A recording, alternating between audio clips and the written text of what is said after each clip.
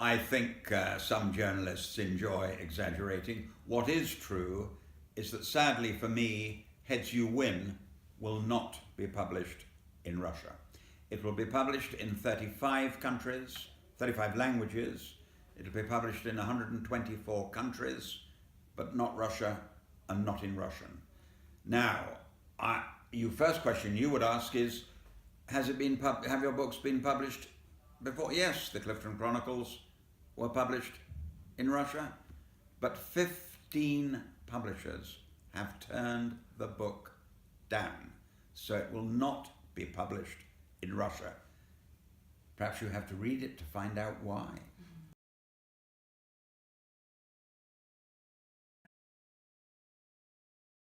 Alexander has to choose when he leaves Russia as a young boy of 16, reluctantly leaves Russia because he loves his home, which crate to get into, a crate going on a ship bound for the United States or one going to England. And you're right, I made the decision as a writer to try both. If I had that choice today, I'd go to America. It's still a devastatingly exciting country with amazing prospects. But England remains, Great Britain remains one of the great democracies on earth. And I'm very proud to have been born and brought up in that country. I've served it as a member of Parliament, as a member of the House of Lords, and as a child, of course, I ran for my country. So I love my country, but I suspect that a young man with that choice would find America the greater challenge.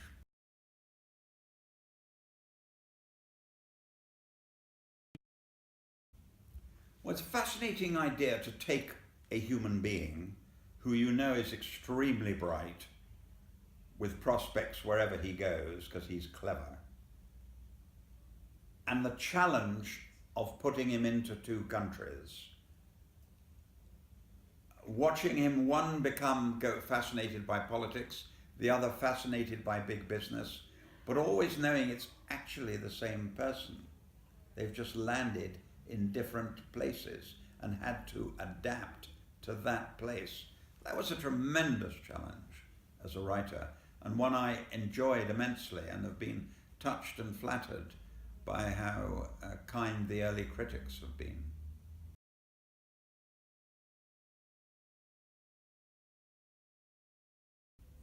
Well, I think every person, and any young person watching this, reading this, sorry, I think any person reading this, especially if they're young, will be wondering about which direction to go, what to do with their lives.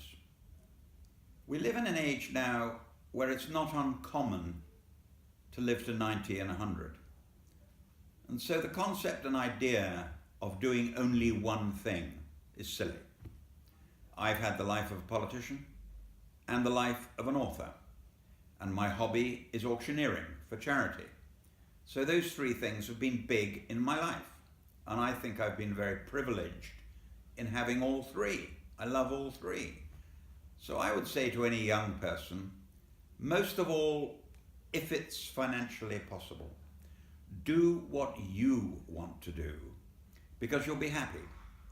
And that's the most important thing. I'm married to a very remarkable woman who is chairman of the Science Museum in London. First woman ever to chair a national museum or national gallery. She's unpaid. She's the happiest person in England. You can't buy that happiness. And so I say to the young always, do something that will make you want to get out of bed in the morning. Because if you're not, you're going to be unhappy, grumpy, boring, and not someone I want to meet for the rest of your life.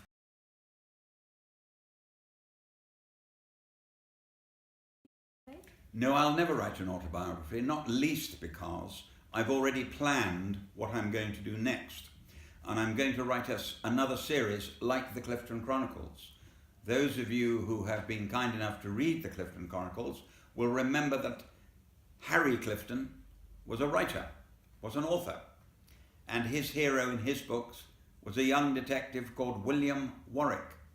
I'm going to write the story of William Warwick. And it will be, in the preface it will say, this is not a detective story. This is a story about a detective.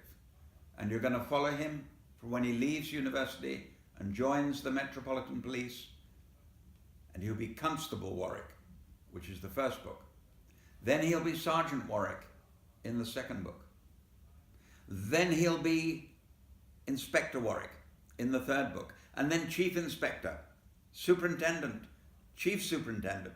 And then the final book, if I live that long, will be called The Commissioner.